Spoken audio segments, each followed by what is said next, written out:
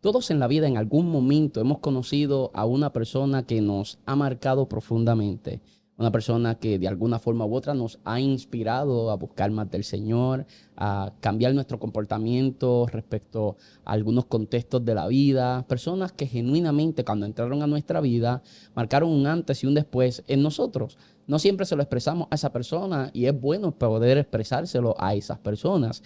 Y precisamente pensando en gente que yo considero histórica en la fe, nosotros creamos esta sección de los históricos. Hacía ya un tiempito que no grabábamos uno y hoy por fin estamos acá para volver a hablar de hombres que con su historia marcan la nuestra.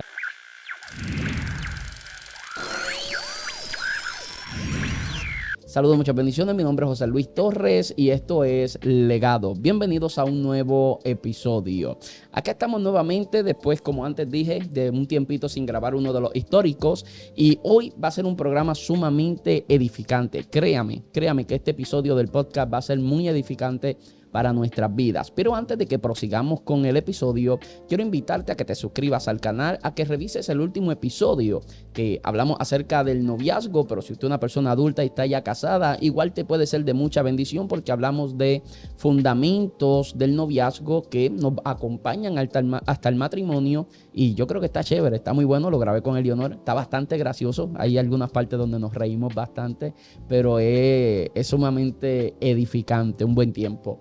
Y bueno, si nos está escuchando en YouTube y viendo en YouTube, sepa que también nos puede escuchar solamente en audio en la plataforma Spotify. Y si estás escuchándonos en Spotify, ven a YouTube para que entonces puedas suscribirte al canal y vernos y tener una experiencia audiovisual mucho más completa. Ahora sí, cada vez que nosotros grabamos un histórico como parte del equipo de trabajo delegado, específicamente para esta sesión tenemos nosotros siempre contamos, debo decir, con la presencia de mi hermano, que no solamente hermano en la fe, sino que es mi hermano de sangre, Ángel Luis Torres. Ángel Luis, bienvenido a Legado nuevamente, ¿cómo estás? Amén. Gracias a Dios estamos bien, estamos en victoria, gracias al Señor, alegre de un tiempo más de compartir en Legado los históricos, ¿verdad? Que ya nos hacía falta, hacía un tiempo que no grabábamos los históricos y de verdad que ya me hacía falta hablar de grandes hombres de Dios que aprendemos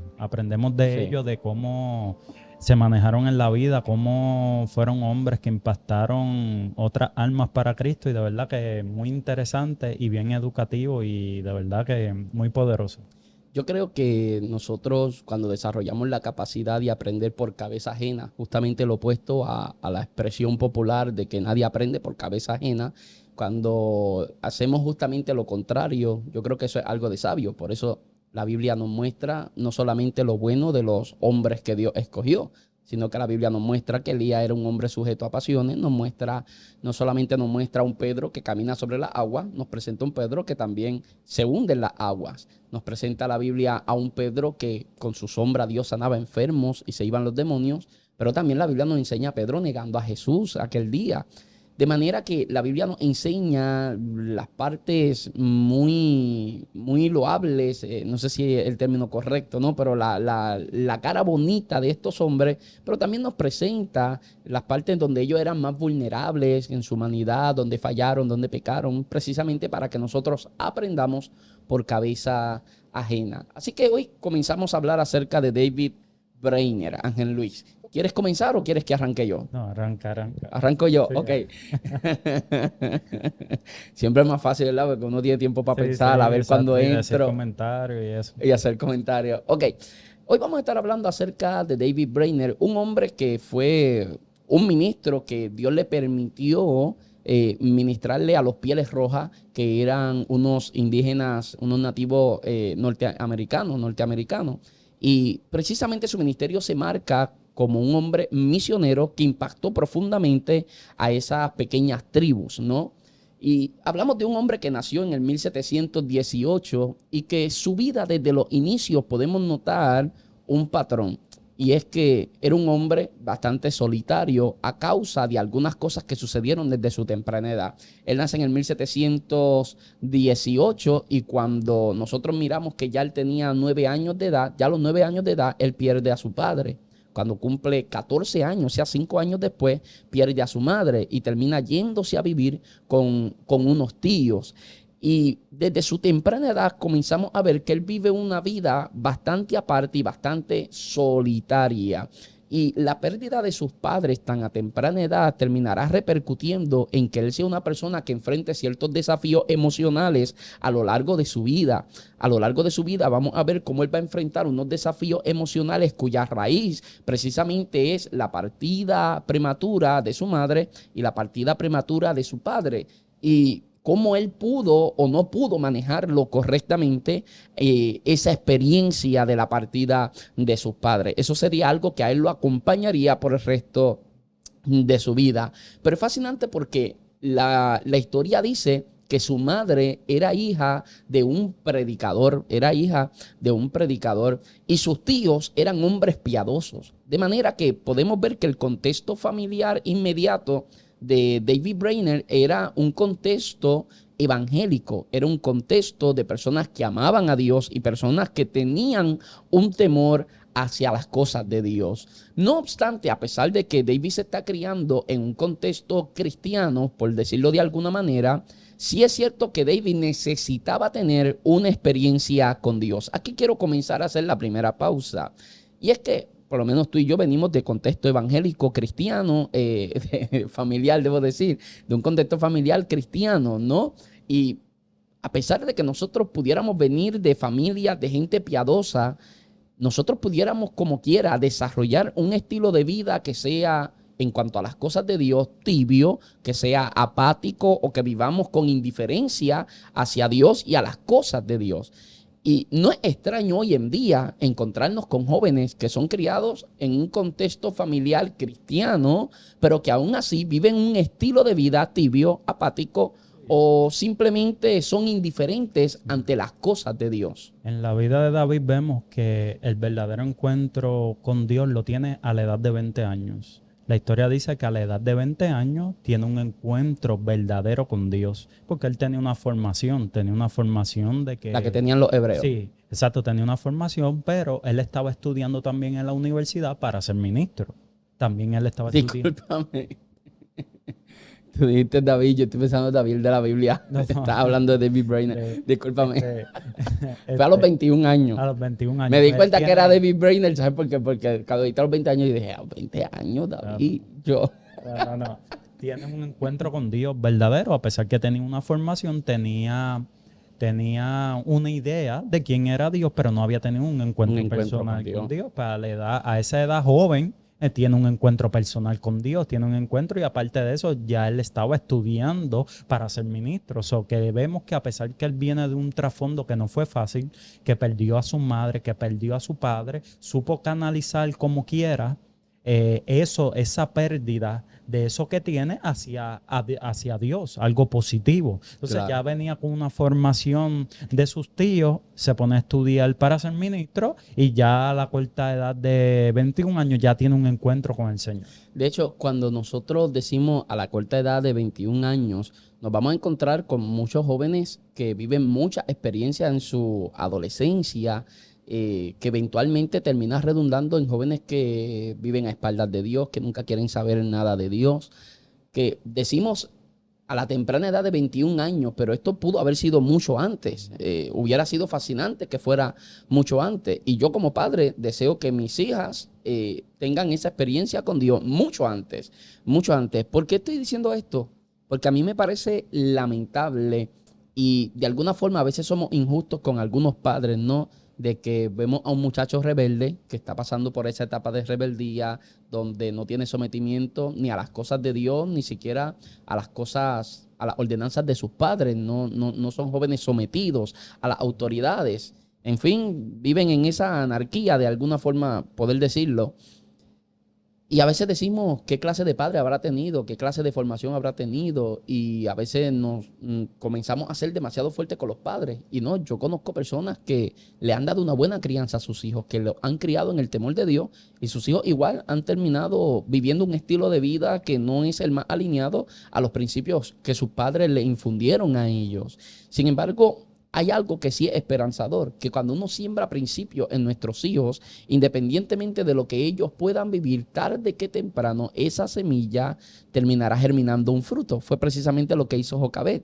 Jocabed, antes de entregar al niño, ya el niño tenía 3 meses de nacido, antes de entregarlo a los brazos de quien fuera en Egipto, ella se aseguró de que ya a los 8 días el niño había sido ¿qué? Circuncidado. ¿Y qué aseguraba eso? Que ese niño iba a crecer en las universidades de Egipto. Ese niño iba a hablar como egipcio, iba a parecer un egipcio con la moda de los egipcios. Pero a pesar de que Moisés pareciera egipcio, hablara como egipcio, vistiera como egipcio, se educara en Egipto, a pesar de todo eso, cada vez que él llegara a la intimidad de su hogar y él se desnudara y fuera completamente transparente consigo mismo, él encontraría una marca dentro de él que le recordaría: tú no eres egipcio, tú eres hebreo. Y eso es lo que pasa cuando nosotros marcamos a nuestros hijos con la palabra de Dios desde temprano, que aunque hay una temporada que puedan vivir con tibieza, apáticos, indiferentes a lo que es el propósito de Dios para su vida, tarde que temprano terminarán recordando que ellos no son egipcios, ellos son hebreos. Y esto se hace evidente cuando Moisés ve al egipcio golpeando al hebreo. Tarde que temprano la marca va a poder más y Sí, él se va a inclinar más al hebreo que al sí, egipcio. por eso que aunque la historia no registra, aunque su madre murió cuando él tenía 14 años, pero su papá era predicador, o sea, El abuelo el de él. abuelo de él era predicador, aunque la historia no lo dice, pero posiblemente a lo mejor su madre ya desde pequeño le estaba inculcando caminos Claro. cristianos. Y fue una ventaja entonces para los tíos, porque cuando los tíos los reciben, aunque él era pequeño, pero se le hizo más fácil seguir hablándole de Dios y seguir dándole un ejemplo. Pero yo pienso que los tíos tuvieron que haberle dado un buen ejemplo, no solamente en palabras, en la forma, en su conducta, en la forma en que hablaban. Yo me imagino que él tuvo que haber recibió unos buenos ejemplos en su hogar, porque cuando vemos eso, aunque sufrió grandes pérdidas, pero como quiera, no fue algo en cual él decidió irse por un mal camino. Al contrario, se fue a estudiar en la universidad para ser ministro. O sea, que a pesar que tuvo pérdidas, pero esas personas que aunque estuvieron corto tiempo en su vida, supieron llevarlo a los caminos de Dios seriamente con ejemplo y palabra. Es importante marcar algo acá, Ángel Luis, y es el hecho de que cuando decimos que tienes encuentro con Dios, no necesariamente los jóvenes que necesitan tener un encuentro con Dios son jóvenes que están viviendo una vida inmoral, una vida sumergida en el pecado del todo, sino que son jóvenes que quizás se han preservado, jóvenes que han sido guardados, jóvenes que aman a Dios, que temen a Dios. No obstante, no han tenido una profunda convicción de pecado y no han conocido a Dios como genuinamente su Salvador. Y eso quizás a quienes más nos ocurre son a quienes venimos precisamente de un contexto familiar evangélico o cristiano. ¿Por qué? Porque a veces el hecho de habernos criado ahí pensamos que ya, que lo tenemos todo, que no necesito ese encuentro, porque es como que nací en cuna de oro dentro de lo que es el cristianismo. Y no es así.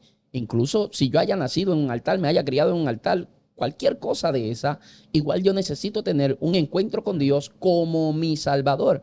Y fue precisamente lo que le sucedió a él en el 1739. David Brainerd, a la edad de 21 años, se encuentra en un contexto que históricamente es importante, porque es el contexto del avivamiento del Gran Despertar. Y el Gran Despertar fue un avivamiento impresionante, Ángel Luis. Y ese avivamiento se da con un mensaje precisamente que lo que hacía era confrontar al hombre pecador y llevarlo al arrepentimiento. Precisamente el mensaje de avivamiento. El mensaje avivamiento no es que todos estemos brincando y corriendo, esto forma parte, pero el verdadero avivamiento es que las vidas sean salvadas, que las vidas, que los corazones de los pecadores podamos sentir ese redarguir del espíritu, tener convicción de pecado y ir al arrepentimiento. Ese es el verdadero avivamiento. Y lo que sucedió precisamente con Brainerd es que cuando él estaba en medio de ese contexto, que en los Estados Unidos eso era impulsado principalmente por George Whitefield. George Whitefield se pasaba entre Europa y Norteamérica, todo el tiempo viajando, pero George Whitefield fue muy importante para esto. ¿Por qué? Porque la predicación de George Whitefield, no sé si lo pronuncio bien, ¿no? Pero Whitefield, la predicación de él fue muy importante. Cómo él predicaba, cómo llevaba el evangelio, cómo este hombre se pronunciaba. Eso era impactante verdaderamente. O sea, tengo por aquí anotado que durante toda su vida George Whitefield hizo 7 recorridos por las diferentes colonias británicas, pero en los Estados Unidos, ¿no? Y se cree que en esos 7 recorridos que él hizo, Ángel Luis, predicó algunos 18,000 sermones. No estamos hablando de cualquier cosa. O sea, y esta información yo la estoy sacando de Byte, del website de Byte, que tienen el canal de YouTube y todo eso. Son quizás uno de los mejores canales de YouTube de lo que es contenido cristiano. Me parece fascinante. Y en la página web de ellos me encontré con esta información que me parece importantísimo. Entonces era difícil ir a alguna colonia británica en los Estados Unidos en donde no se hubiera escuchado la predicación de George Whitefield. O sea, para que tengamos una idea, Benjamin Franklin, a pesar de que nunca se convirtió al cristianismo del todo, fue un hombre que quedó fascinado con la oratoria de George Whitefield, cómo predicaba, el impacto que estaba causando en la sociedad. Benjamin Franklin podía reconocer que el mensaje que estaba predicando George Whitefield era un mensaje que estaba cambiando absolutamente a toda esa población. Entonces, ¿qué pasa? ¿Por qué estoy hablando acerca de esto? Porque en este contexto de ese mover de arrepentimiento, de ese mover de salvación, es que entonces tiene David Brainerd esa experiencia con Dios. ¿Por qué estoy diciendo esto? Porque no era un avivamiento de conciertos, no era un avivamiento en el que él estaba, no era un avivamiento de conciertos, no era un avivamiento de congreso, era un avivamiento de la vida sintiéndose redarguida, convicción de pecado y llevándolo el espíritu al arrepentimiento. Cuando David Brainerd choca con este mensaje de salvación, verdaderamente, aunque él había tenido una crianza sana, una crianza alineada a las Sagradas Escrituras, a pesar de ello, siente esa convicción de pecado, siente un vacío en su corazón y es movido entonces a tener un encuentro genuino con nuestro Salvador Jesucristo. De manera que en ese contexto del gran despertar es que él tiene esta experiencia con Dios. Ahora, cuando nosotros miramos a David Brainerd, dijiste algo muy importante y es que él se va a estudiar para ser ministro. Y no es que estaba estudiando en cualquier universidad, que estaba en Yale. Y estamos hablando de una de las mejores universidades de los Estados Unidos. Pero él era un hombre, un joven con un temperamento difícil. Él no era muy fácil, que digamos, del todo. Y como él tenía un temperamento fuerte y un celo por las cosas de Dios que quizás estaba un poco desenfrenado, eso lo que le produjo fue muchos problemas en el momento de él estar estudiando. ¿Por qué? Porque a él lo expulsaron de Yale. ¿Por qué lo expulsaron de Yale? Lo expulsaron porque él se estaba quejando. Se estaba quejando de que los maestros en Yale no tenían suficiente pasión por el evangelio de Jesucristo. Así que él decía que los profesores de la institución carecían de pasión por aquello que estaban enseñando y que carecían de pasión por las cosas de Dios. Así que todo esto se da, la expulsión se da en el contexto de cuando él habla específicamente de uno de sus profesores diciendo que no tenía más gracia que una silla. Entonces él dice, este hombre no tiene más gracia que una silla. Y como él estaba manifestando ese temperamento un poquito difícil y ese celo desenfrenado, pues terminaron entonces despidiéndolo de allí, ¿me entiendes? Y no solamente lo despidieron, es que lo botan de Yale y Harvard no lo quiso aceptar y ninguna universidad europea tampoco lo quiso aceptar. De manera que es en este contexto entonces que él decide aceptar lo que una propuesta que le habían hecho la Sociedad de Escocia para la propagación del conocimiento cristiano. Ellos le habían propuesto que pudiera servir como misionero, que él empezara a servir como misionero. Y él decidió aceptar eso cuando a él lo despiden de Yale. Pero ¿por qué quiero enfatizar esto, Ángel Luis? Porque ser cristiano no significa, y aunque nosotros tengamos la verdad y sepamos la verdad, hay que tener cuidado entre nosotros hablar la verdad y ser personas todo el tiempo controversiales. Y ser personas que todo el tiempo quieren provocar conflicto, porque hay gente que es conflictiva. Hay gente que es sumamente conflictiva. Y cada vez que se encuentran con una persona que es de otro pensar, se les hace muy difícil cerrar la boca y escuchar el otro punto de vista y automáticamente comienzan a vomitar el conocimiento que ellos tienen. Y precisamente en estos días estábamos hablando de que la verdad, por ser verdad, no se debe vomitar. La verdad se debe comunicar sabiamente. ¿Por qué la verdad se comunica sabiamente? Porque con la verdad damos vida, pero con la verdad también se puede quitar vida. Entonces hay momentos donde nosotros nos encontramos con ese temperamento fuerte y ese celo desenfrenado, donde entramos en discusiones que son guerras sin botín, que al fin y al cabo el único perjudicado terminamos siendo nosotros mismos. Y era lo que el apóstol Pablo decía: dejen de estar contendiendo por la palabra y por un sinnúmero de cosas que a veces no termina edificando absolutamente a nadie. Por eso es que una de las cosas, yo hablaba hace tiempo con un muchacho en el trabajo cristiano, y yo le decía a él que una de las cosas que el Espíritu Santo hace en uno, cuando tú empiezas a mejorar cada día tu intimidad con Dios en oración, en lectura de la palabra, en lo básico, en el ABC básico del cristianismo. Cuando tú empiezas cada día a meterte más con Dios, usted se va dando cuenta que el Espíritu Santo lo que hace en usted es te va abriendo más la conciencia. ¿Por qué más la conciencia? Empieza uno a tener más conciencia acerca de las cosas. Y cuando digo que uno empieza a tener más conciencia de las cosas es cuando las personas te dicen: tú no eres consciente. ¿Qué es ser consciente? Ser consciente es ser vigilante de tus propios pensamientos y actuaciones.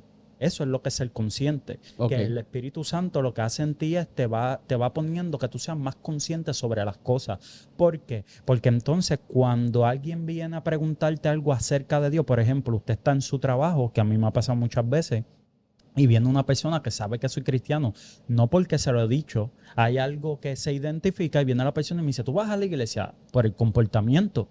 Y uno le dice sí, pero entonces el Espíritu Santo te hace sentir y tú tienes la conciencia cuando la persona te viene a hacer una pregunta del Evangelio y el Espíritu Santo te hace sentir si la pregunta es sincera o simplemente lo que quiere es pelear acerca de un tema que no va a llegar a nada. Claro. Yo he sentido eso, yo he sentido que hay personas que son inconversos, que me hacen preguntas del Evangelio, pero no le doy mucho detalle porque siento en mi espíritu que no es para un fin de ser edificado la persona. No es una curiosidad genuina. No, sí, exacto, y no es para ser edificado, es simplemente que la persona quiere debatir acerca de un tema que a mí no me va a hacer nada, porque lo que puede es sacarme de mis cabales, y el Espíritu Santo hace que yo tenga conciencia de eso.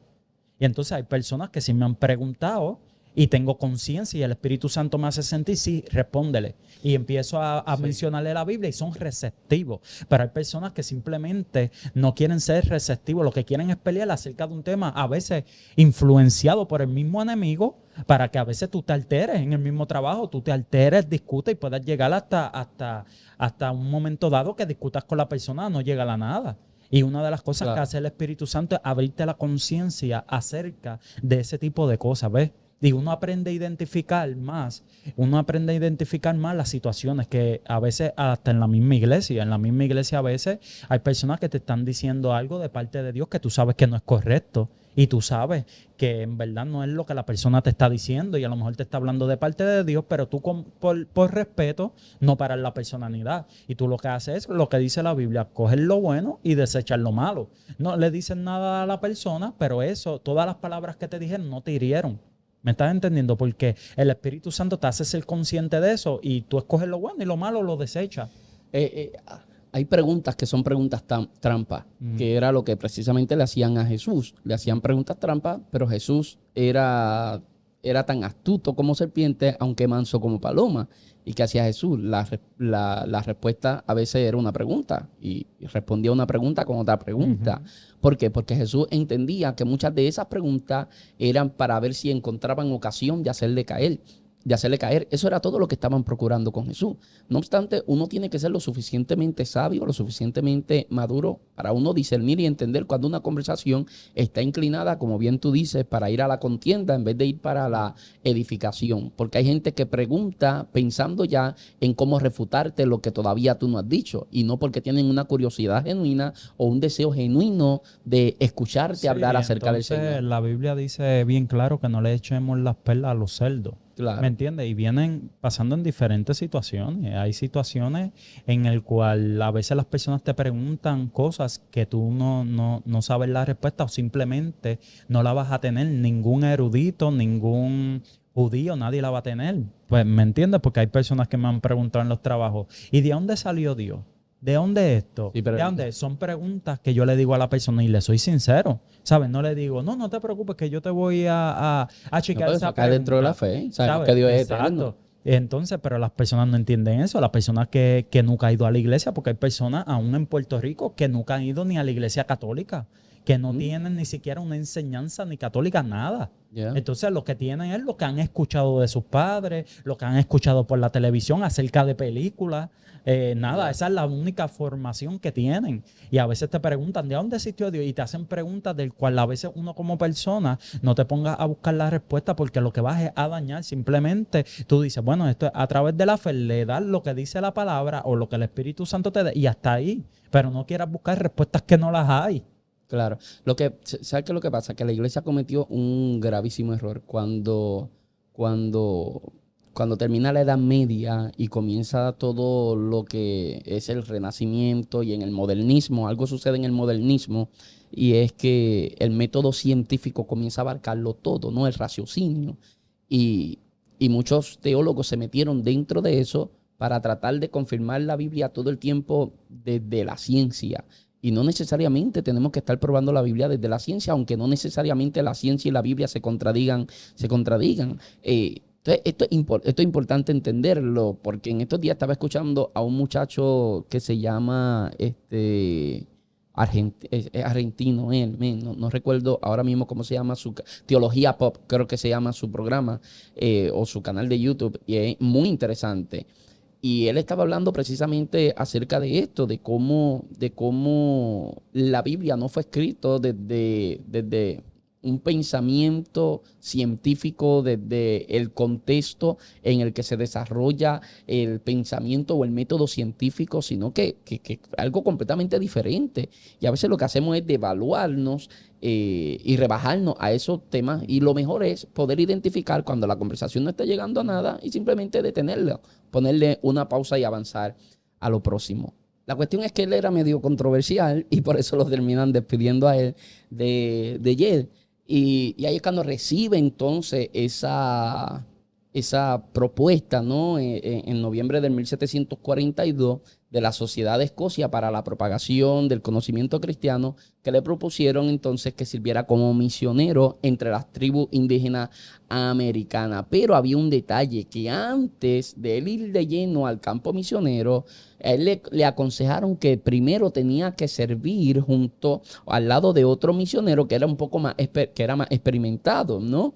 Y ese misionero se llamaba John Sargent.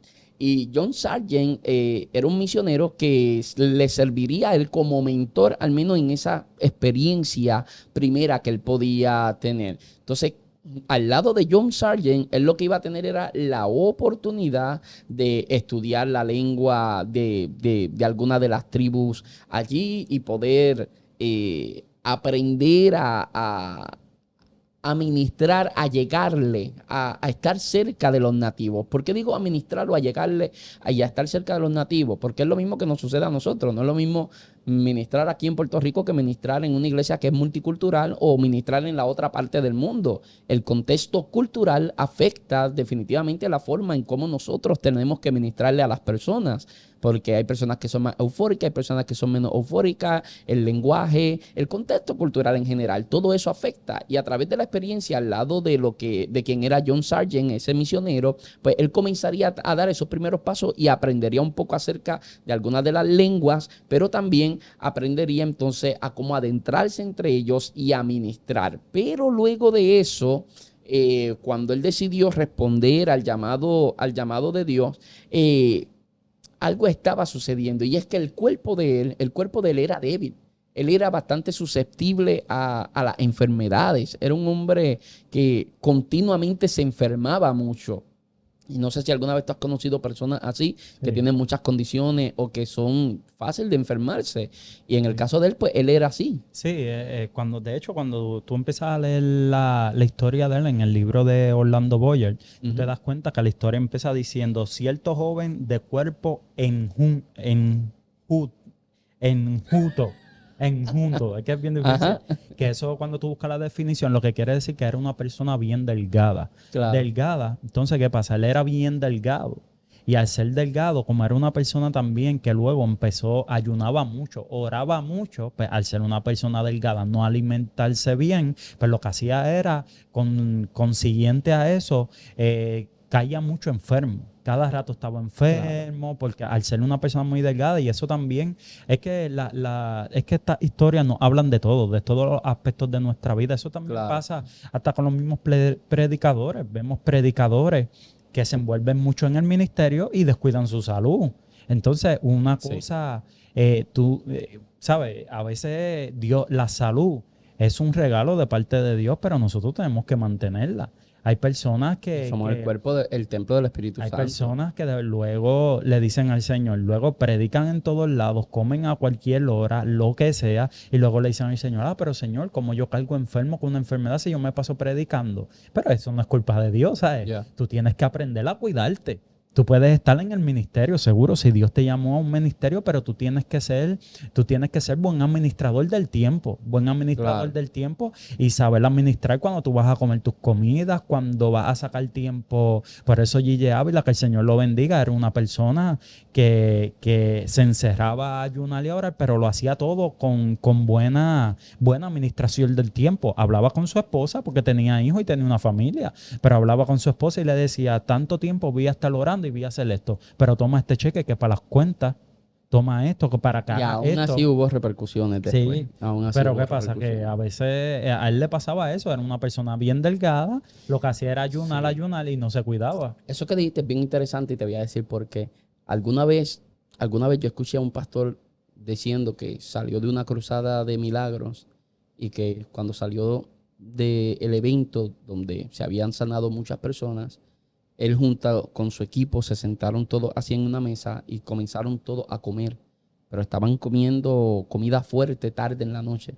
Y él dice que cuando estaban comiendo, sintió cuando Dios le habló y le dijo, ve, yo los sano y ellos vuelven y se enferman. Le dijo. Entonces, no es solamente un detalle de que nosotros mismos nos enfermamos, es que muchas veces no alcanzamos a vivir, a maximizar lo que es el llamado de Dios en nuestra vida, a vivir del todo lo que Dios tenía como propósito para nosotros, simplemente porque nosotros nos acortamos los días de vida a nosotros mismos. Y quizás lo que Dios tenía para nosotros era mucho más grande, pero no fuimos unos buenos mayordomos en ese aspecto de nuestra vida. Definitivamente él era una persona que tenía varias condiciones, pero sobre todo la condición principal era la tuberculosis, que para ese tiempo la tuberculosis la padecía muchas personas. Era quizás una de las principales causas de muerte para esa época. Eventualmente él espérate, antes de avanzar, tengo que decir algo. Porque simultáneamente a que él luchaba con con las condiciones en su cuerpo, de que era un hombre con un cuerpo frágil, simultáneamente sufría de constantes depresiones. Y no sé si recuerdas que te dije que al principio de su vida, él había perdido con 9 años de edad a su padre, a los 14 años de edad a su madre, y todo esto terminaría repercutiendo en él y lo terminaría afectando a él. Pues precisamente fue en esto lo que lo afectó, porque él luchaba con la depresión porque continuamente se sentía solo. Aquí tenemos que hacer una pausa, porque tenemos ciertos contextos evangélicos donde en esos contextos la depresión automáticamente la ven como un demonio.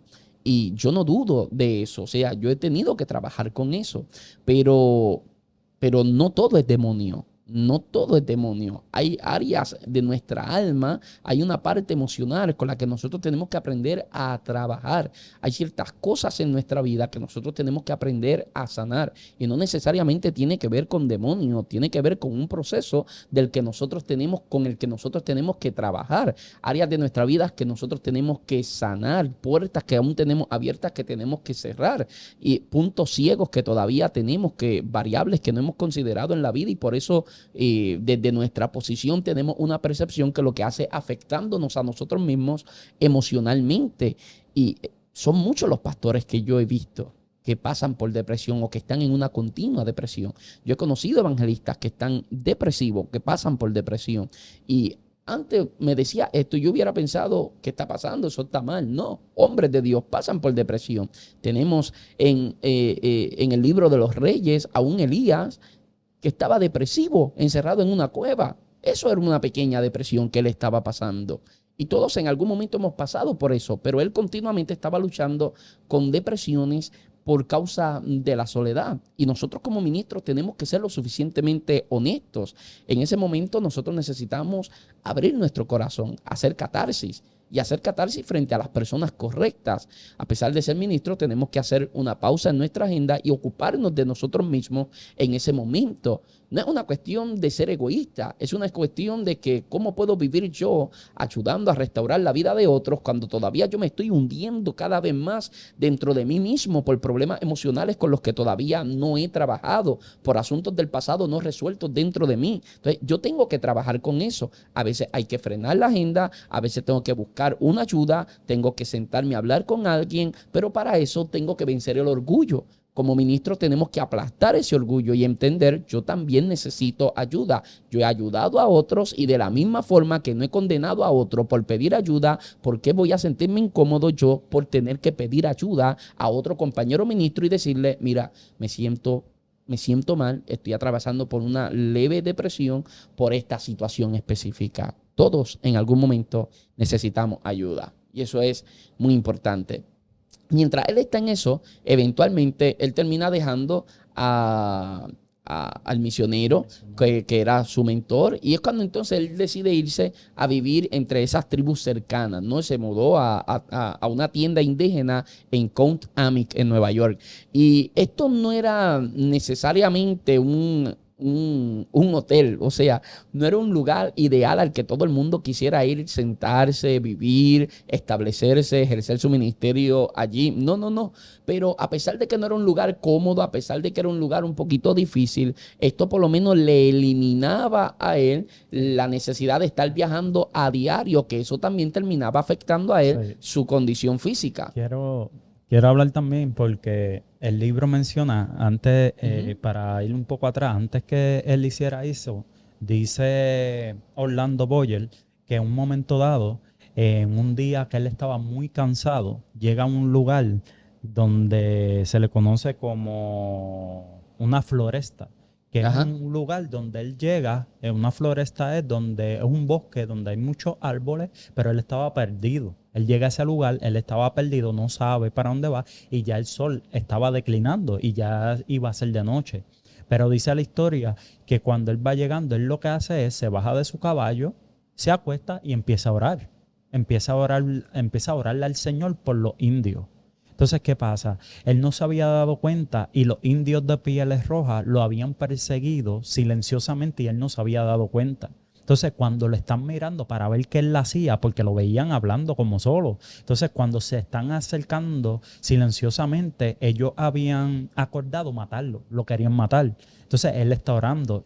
Y cuando ellos habían acordado matarlo, porque ellos decían que los indios cuando veían las personas blancas de piel pálida, como ellos le llamaban, los asesinaban porque lo que hacían los blancos era, le daban lo que ellos llamaban aguardiente. Aguardiente, pues, Embriagaban. los embriagaban y luego los Y mataban. que estaban conquistando su tierra. Sí, O sea, les quitaban las tierras, les quitaban las piedras, los mataban, bueno, le hacían de diferentes cosas. Entonces, pues, obviamente, por esta guerra que había, ellos deciden, vamos a matarlo. Pero él no se había dado cuenta de eso. Entonces, cuando ellos deciden eso, lo están mirando, pero no lo logran asesinar. No le hacen nada, lo miran y luego se van. Pero me llama la atención que al otro día... Porque escucharon que él estaba orando por ellos. Sí, pero dice que le estaban orando al Gran Espíritu, algo así. Ellos decían, como si él estuviera... Sí, porque o sea, los pieles rojas, ellos tienen varias características. Era gente violenta, era gente bastante violenta. era gente que hacían ritos a su Dios, que era el Gran Espíritu, y hacían orgías y cosas de ese tipo. Asesinato. Asesinatos, sacrificios de ese tipo. Número dos, ellos eran personas bien adelantadas en los temas de la siembra. Eran personas que estaban bien adelantados en la siembra del maíz, en diferentes tipos de siembra. Eran personas súper, súper adelantadas. De manera que era un ambiente un poco hostil para entrar, difícil para entrar. ¿Por qué? Porque Brainerd era un hombre blanco, como bien tú dices, y los blancos eran quienes habían llegado allí a conquistar su tierra, los estaban desplazando a ellos, los estaban asesinando, violando a sus mujeres. Era una situación bastante, bastante fuerte, pero no sé si llegaste a terminar el punto. No, el punto que quería decirle es que al otro día, cuando él se levanta, que él va a la tribu, ellos lo reciben bien. Él se sorprende porque él dice, wow, Dios contestó mi petición. Pero el libro menciona una parte que es lo que me llama la atención, que es que él no sabía, obviamente, que habían predeterminado asesinarlo, pero él no lo sabía, él simplemente estaba orando. Pero a veces, muchas veces eso nos pasa en nuestra vida. A veces nos quejamos con Dios acerca de situaciones y le reprochamos a Dios y le decimos, Señor, ¿por qué esto no se dio? ¿Por qué esto no se dio? Y al igual de David, que Dios lo libró sin él saberlo, porque nunca lo supo. Lo sabemos nosotros porque está en la historia. Luego, cuando él llega a la tribu, lo reciben bien y él dice, wow, el Señor escuchó mi oración, pero Dios lo libró de la muerte porque lo iban a asesinar. Y muchas veces Dios nos libra a nosotros de situaciones de las cuales no sabemos y le reprochamos a Dios, nos enojamos con Dios. Y si supiéramos de tantas cosas que Dios nos libra, estuviéramos más que agradecidos todos los días. Y es importante entender cómo la presencia de Dios en nuestra vida muchas veces impacta a los que están a nuestro alrededor. A veces nosotros ni lo entendemos, ni lo sabemos, ni nos enteramos. No nos enteramos de cómo la presencia de Dios en nuestra vida ha marcado a un compañero de trabajo, ha marcado a un familiar inconverso, a un vecino, que ese familiar inconverso sabe y conoce de los conflictos familiares, económicos, de salud que pueda estar viviendo, y una sonrisa, cómo la presencia de Dios en tu vida te hace permanecer firme ante los diferentes desafíos del diario.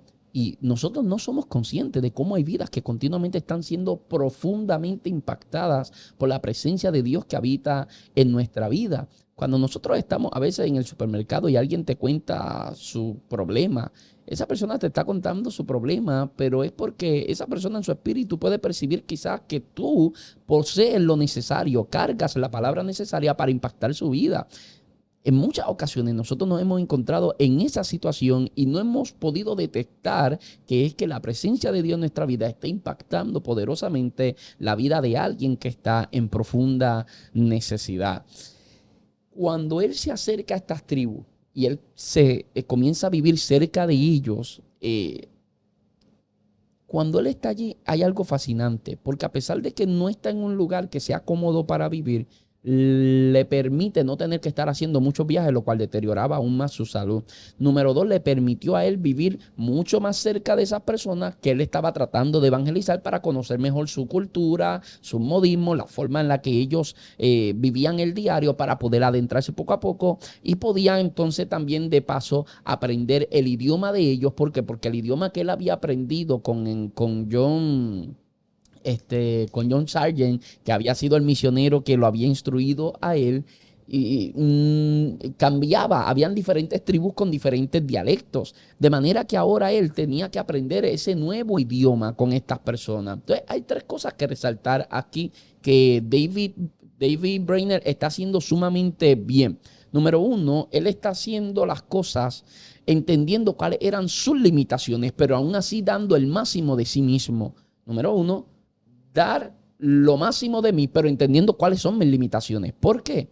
Porque él sabía que él no podía seguir sosteniendo un estilo de vida donde estuviera yendo de lugar a lugar, porque su salud ya no se lo estaba permitiendo. Y yo debo de conocer cuáles son mis limitaciones que yo tengo, ya sean físicas, económicas, de tiempo, limitaciones que yo pueda tener, limitaciones en cuanto al alcance, limitaciones, ese tipo de limitaciones yo debo entenderlas, conocerlas, y aún así dar el máximo de mí comprendiendo cuáles son mis limitaciones. Número dos, él se involucra con las personas que él estaba tratando hablando de evangelizar. En este tiempo nosotros evangelizamos más a través de las redes sociales, pero el calor humano es irreemplazable. Nada se compara con un Dios te bendiga, darle la mano, darle un abrazo a alguien, hablar con esa persona y que esa persona pueda abrir su corazón. Nada se compara con eso. Cuando nos adentramos entre la sociedad que pensamos nosotros que pretendemos evangelizar, siempre es mucho mejor. Y número 3, aprender el idioma. ¿Por qué? Porque cuando el Espíritu Santo descendió el día de Pentecostés,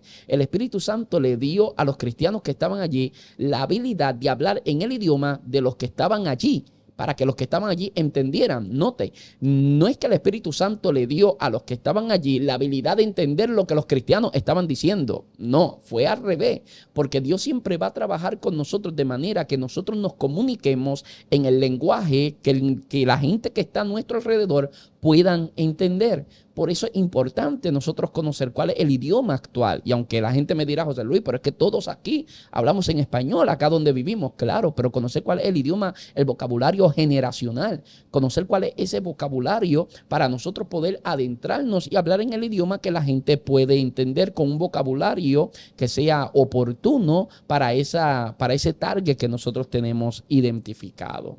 Ahora, después de él estar allí,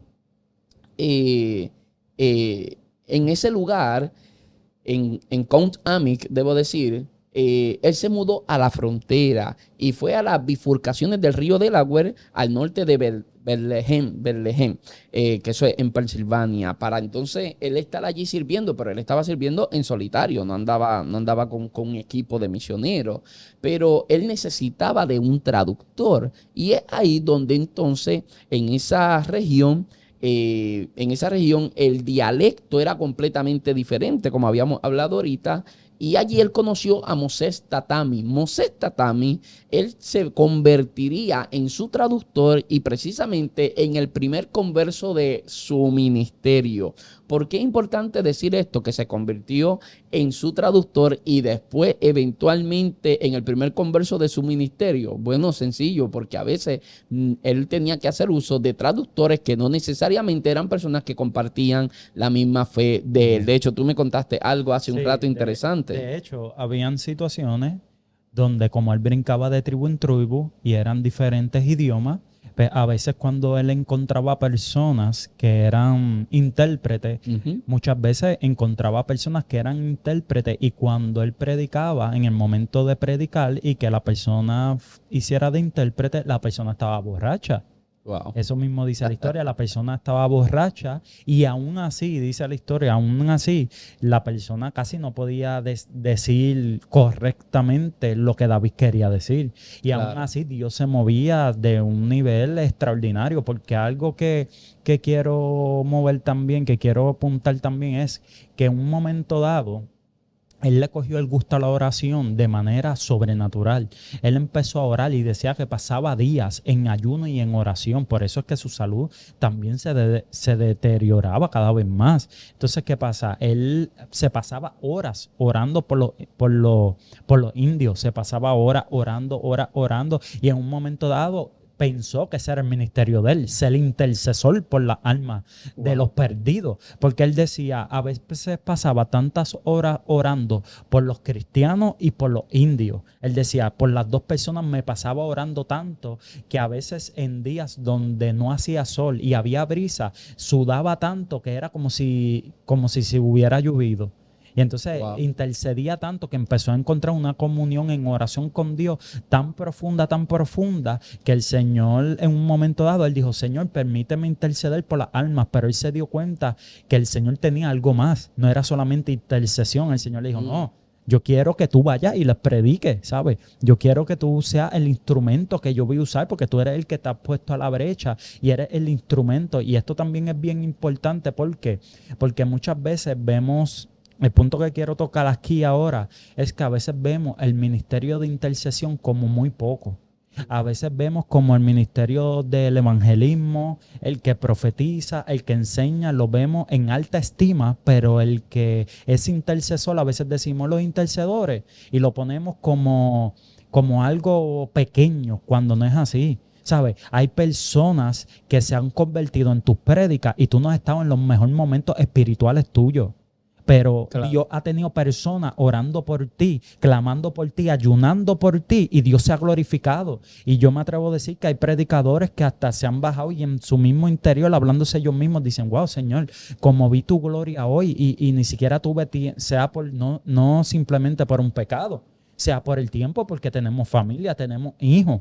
Claro. ¿Sabes? Tenemos cosas que hacer y a veces hay gente que han dicho, wow, Señor, como tú te glorificaste, y a lo mejor no he estado en comunión como debería, pero hay personas que están intercediendo por ti y personas que están ayunando y orando, tú no lo sabes y las personas no te lo dicen, pero las personas están orando. Así es. Y a veces hay personas que han tenido unos encuentros tan sobrenaturales con Dios, intercedores, que si habláramos con ellos se nos caería la boca. ¿Por qué? Porque ponemos a veces ese ministerio en poco. Por eso Jesús le dijo a sus discípulos, en un momento dado, los discípulos están peleando quién era el mayor de ellos. Y la Biblia dice que iban caminando. Y Jesús dijo, ¿qué habéis estado hablando en el camino? Y la Biblia dice que ellos no querían decirle. Pero luego le estaban diciendo, sí, de quién es el mayor. Pero algo que me sorprende es que Jesús en ningún momento los reprendió y le dijo, ustedes no deben estar peleando por eso. No, el Señor en ningún momento dijo, ustedes están mal. Aquí nadie es mayor que nadie, no. Jesús, al contrario, Jesús dijo, el que quiera ser el mayor de vosotros, tiene que ser el servidor de todos. Y a veces tras bastidores no vemos el que está allá orando y clamando con el ministerio de intercesión. A veces no lo vemos físicamente, pero es el que está rompiendo para que los cielos de bronce se abran, para que los demonios salgan. A veces hay intercedores que están tan conectados con Dios, que es lo que hace que cuando la iglesia empieza en los cultos, la unción de Dios se transforme, y son por causa de los intercedores. Y a veces por eso la Biblia dice, mirando a los demás como superiores a ti mismo. ¿Por qué? Porque a veces pensamos que el evangelista, que el pastor, que el apóstol es mayor que los demás. Pero sin embargo Jesús dijo, ¿tú quieres ser el mayor? No hay problema. En ningún momento el Señor dijo, no, tú estás mal. No, ¿tú quieres ser el mayor? Pues tienes que ser el servidor de todos, porque ser servidor tiene unas cualidades que no todo el mundo tiene. Primero, tiene que ser humilde. Para tú ser servidor de los demás, tú tienes que dejar de ser tú, de tus cosas, para servir a otros. Tú tienes que tener humildad primero que nada. Claro, claro. Tienes que tener una serie de requisitos que no todo el mundo lo tiene, porque a veces vemos personas con imagen de humildad diciendo, no, la gloria es de Dios, pero en su interior se están llevando la gloria a ellos. Claro. ¿Sabes? Sí, es la típica persona que dice, lo que voy a testificar lo testifico para la gloria de Dios, pero cuando está testificando glorifica más su fe que lo que Dios hizo. Sí, y la realidad es que tú quieres ser el mayor, no hay problema, el Señor nunca los reprendió, pero tú tienes que ser el servidor de todo, y no todos sirven para servir. Claro. Y es interesante porque cuando hablamos de la oración, Adam Clark en su comentario, Adam Clark define la oración como el lenguaje de la dependencia. Aquellos que piden, que buscan, que llaman, son los dependientes. Y definitivamente la oración es el lenguaje de la dependencia. Y cuando nosotros perdemos el hábito de la oración, el ejercicio de la oración, nosotros estamos empezando a vivir en una autosuficiencia o creyéndonos autosuficientes, y nosotros comprendemos que todos los que somos llamados en el Señor para servir fuimos llamados por gracia, de manera que esto sin Dios no se sostiene. Ahora, para ir a la recta final, Ángel Luis, el fruto del trabajo de él comenzó a darse cuando estaba él allí evangelizando, y él está evangelizando en una aldea indígena, y entre los nativos se había reunido una jovencita que tenía 20 años. Ella era la hija de uno de los jefes de la tribu, de manera que la familia de esa jovencita había sido muy maltratada por los británicos y por el hombre blanco allá en los Estados Unidos también. De manera que cuando escuchó a David predicar, David Brainerd, perdón, me estaba buscando el apellido y que se me va el apellido, David Brainerd, predicar, el Espíritu Santo comenzó a moverse de una manera tan tremenda que ella termina llegando a la fe en Cristo Jesús. Y la conversión de ella a través de la predicación de David Brainerd fue lo que marcó un punto de inflexión en el ministerio de David Brainerd. ¿Por qué? Porque a través de ella, en cuestión de días, se comenzó comenzó a haber un cambio en toda la aldea. Pues todos los de la aldea comenzaron a mostrarse interesados por lo que era el mensaje del evangelio. De manera que comenzó a haber un despertar entre los nativos y estaban sumamente deseosos de conocer mucho más del Señor. Así que a veces nosotros no entendemos que lo que Dios va a hacer a veces depende de una sola cosa. No, discúlpame, a veces hay una pieza clave, debo decir. A veces nosotros estamos pensando cómo alcanzamos a miles, cómo alcanzamos a millones, cómo puedo alcanzarlo a todos. Y a veces el Señor dice, hay uno que si lo alcanzas a él, terminarás alcanzándolo a todos. Es como dice John Maxwell. John Maxwell que dice que liderazgo es influencia, pero yo como líder no puedo llegar a influenciarlo a todos. Sin embargo, quizás tú estás dentro de mi grupo y yo no logro ser una influencia para ti, pero el hermano fulano de tal es una influencia para ti, pues yo tengo que procurar ser una influencia para fulano de tal para indirectamente comenzar a influenciarte a ti y ejercer mi liderazgo sobre tu vida. De manera que eso era lo que una de las cosas que enseña John Maxwell. Obviamente lo estoy tirando acá un poco parafraseado y no le hago justicia a lo poderoso que es esa enseñanza, pero más o menos fue lo que pasó aquí. A través de una puedo alcanzar a todos los de la aldea. Y a veces nosotros estamos tratando de abarcar mucho y a veces cuando Dios nos guía a una sola persona, esa sola persona termina llevándonos a alcanzar todo aquello que intentamos lograr de un golpe y que nunca pudimos. Ángel Luis, para ir a la recta final, cuéntame el final de la vida de David Brainerd. Dice, para ir a la recta final de la vida de David, dice que a la edad, como ya él tenía, como hemos hablado, él tenía tuberculosis. Ya esos años tan joven que estuvo, que Dios le dio la oportunidad de predicarle a las tribus de las miles de personas que se convirtieron, porque fueron miles de personas que Dios lo utilizó para que se convirtieran. A la edad de 29 años, ya queda postrado, queda enfermo a la edad de 29 años por la causa de la enfermedad de la tuberculosis. Llega a casa de un hombre extranjero, llega a ese lugar y el hombre le permite quedarse en ese lugar. Interesante porque él tenía una novia. Él tenía una novia de la cual nunca se llegó a casar. ¿Por qué? Porque cuando él sabía que él iba a morir. ¿Por qué lo digo? Porque dice la historia que al cabo a la edad, cuando él tenía alrededor de 27 años, él se quería casar, pero él se dio cuenta que él no iba a vivir mucho, que lo que le quedaban era como prácticamente 2 años de vida. Cuando él entiende eso, él dice, no, yo prefiero entonces dedicarle, no es justo que yo me vaya a casar con ella y me vaya a morir, pues prefiero dedicárselo a la obra de Dios por completo y morir en Cristo haciendo lo que yo quiero. Porque no es solamente lo que Dios me ha mandado, es lo que yo quiero hacer. Wow. ¿Sabes? Es lo que yo quiero hacer y quiero morir así. Y exactamente así murió. Dios le dio el privilegio a los 29 años, fallece con tuberculosis, pero impactando a millones y millones de vidas que aún hasta el sol de hoy estamos hablando de él. Y nació en el 1718. Murió en el 1747. 47. A los 29 años, lo que quiere decir, Ángel Luis, que si él arrancó en su ministerio prácticamente, tuvo la experiencia con Dios en el 1739, fue que tuvo la experiencia con Dios, se va a estudiar, pero de misionero prácticamente se va en el 1742 y muere en el 47, discúlpame. Realmente de ministerio este hombre lo que ejerció fue poco más de 5 años. Sí. Fue lo que él ejerció y logró tanto en tan poco tiempo que es impresionante. Quiero leerle una nota que él escribió una carta a su hermano. Ok. Y que era ministro, no hablamos de él, pero él tenía un hermano que era ministro. Y él escribe una carta antes de fallecer y dice así, dice, lo que David Brainerd escribió a su hermano, Israel Brainerd se llamaba. Él le escribe a su hermano, es para nosotros un desafío a la obra misionera. Digo, ahora que estoy muriendo, que ni por todo lo que hay en el mundo habría yo vivido mi vida de otra manera. Uf. Wow. Él le escribe eso a su hermano antes de morir, y le dice, no tengo remordimiento ninguno, porque dicen las personas que cuando uno va a morir, uno hace como una película de su vida. Y hay tantas cosas que uno se arrepiente cuando ya va a fallecer, que uno dice, wow, ¿por qué no me atreví a hacerle esto? ¿Por qué no hice esto? No hay peor arrepentimiento de no hacer algo cuando tú quieres hacerlo dirigido por Dios y luego no lo haces. Viene el arrepentimiento cuando ya vamos a pasar a una mejor vida.